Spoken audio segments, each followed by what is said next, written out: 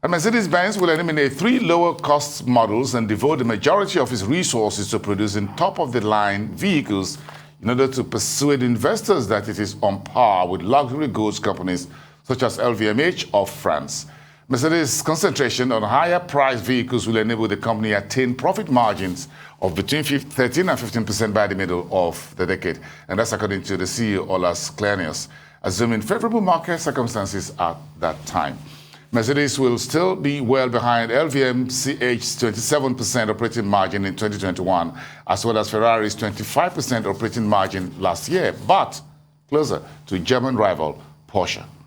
Joining me to discuss further is Seyi Omidiora, analyst with Financial Derivatives Company Limited. Good to see you from FDC.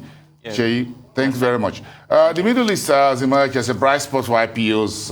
Oil prices have experienced a very high level of 100, triple digit for some time. So, where does that leave the potential implications for the energy market, and how much of a setback will it be to the net zero emission target by the year 2050? Okay, so it's quite a curious thing. Even the trade, looking Saudi Aramco's proposition to IPO their trading division, because largely many oil majors have put their trading divisions under wraps because it's a source of competitive advantage for them. So this thing by Saudi Aramco to now IPO their trading division means that all information about that particular division will be public, and it remains to be seen how that will affect the profitability of their trading division and whether their competitive advantage will remain. But I mean, looking at the potential implications for the global energy markets and the potential implications on net zero emissions, I mean, ultimately, it's a case of increasing oil prices. People need energy today as against, okay, what we need in 2050.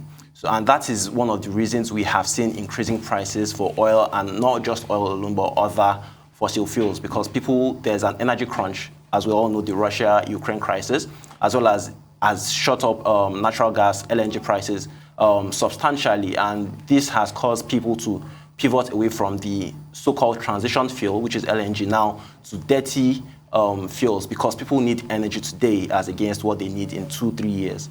And that has resulted in the increase in energy prices. But ultimately, it's a case of whether or not investments in fossil fuels now will trump investments in green energy. It depends to what extent we are going to see a drop in green energy or an increase in fossil fuels, for instance, because ultimately I think that what the impact will be largely dependent on whether or not there's a commensurate increase in green energy investments as well. And if that increase matches or surpasses what we are seeing in fossil fuels, then I think that there might be no immediate consequences for the net zero emissions. But I think it has to be a lot more than the investment in fossil fuels today. Are we walking a very tightrope here right now, trying to balance current energy sustainability or energy security today, while we're keeping one permanent eye on energy transition? Okay, yes, it's a curious place. It's really a curious position to be in because, again, people need energy today. And this is what a lot of policymakers will be looking at, because that is what will determine whether they get re-elected.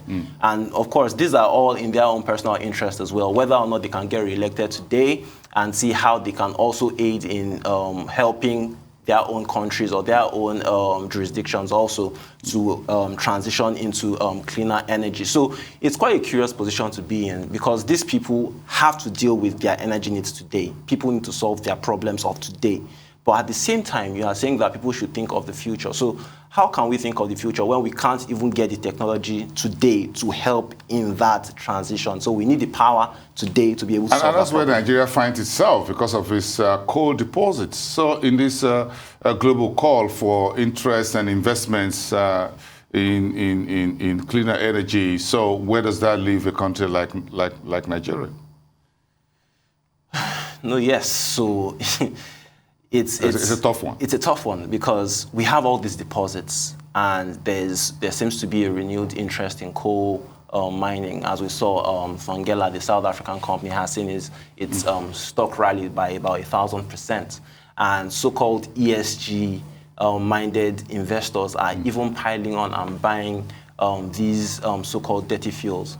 But again, I think mostly for those investors, it's a matter of what their portfolios look like, because they need to be certain that, or investors or other people who are looking at them need to be certain that while they are investing in these dirty fuels, their investment in greener energy is a lot more and trumps significantly what their investment in dirty fuels are today. So regarding where it leaves Nigeria, it's a case of, trying to exploit the mineral as much as we can today, because it also provides a source of FX for us. But ultimately, we need to look at what our own commitments at COP26 also say, and how we can further support our own infrastructure today and see where we can go from there. Mm. Do you think what Mercedes-Benz is trying to do, is it still possible? Oh, regarding their... Yes. Okay, so it's entry-level vehicles. Yeah, to luxury vehicles, it's a curious one, because this new strategy to pivot away from so-called everyday cars to more luxury items was driven primarily because the COVID pandemic happened, and then a decline in sales of regular cars, and then an increase in sales of luxury cars, because during the pandemic, it was actually recorded that the richer people got richer and the poorer people got poorer. So got to make vehicles for the richer. Basically. Well, it makes business sense. But that's a different thing. Thank you so much, Seyi Omidiora from Financial Derivatives Company. Enjoy your weekend.